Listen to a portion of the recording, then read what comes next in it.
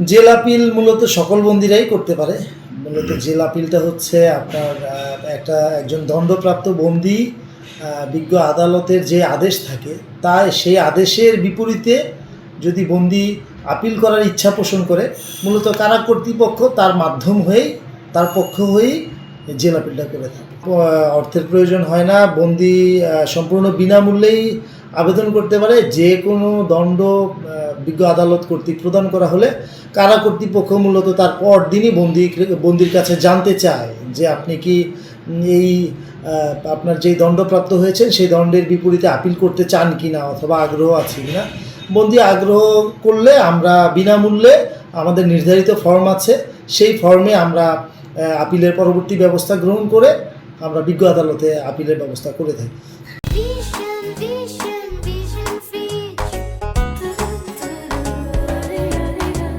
যেহেতু আপনার রামিসা হত্যা মামলা আপনার পুরো দেশ জুড়ে খুবই আলোচিত এবং নৃশংস একটি হত্যাকাণ্ড, এই মামলার খুব দ্রুততার সাথে আপনার রায় হয়েছে। সুতরাং এই সোহেল রানা এবং তার স্ত্রী স্বপ্না আক্তার আমাদের কাছে খুবই আলোচিত বন্দী হয়। আমরা তাকে স্পর্শকাতর বন্দী হিসেবে বিবেচিত করেছি এবং কারাগারে তাদেরকে অধিকতর নিরাপত্তা সহকারে আটক রেখেছি অদ্যাবধি পর্যন্ত। সোহেল রানাকে জেল আপিলের কার্যক্রম সম্পন্ন করে আমরা কাশিমপুর হাই সিকিউরিটি কেন্দ্রীয় কারাগারে প্রেরণ করেছি।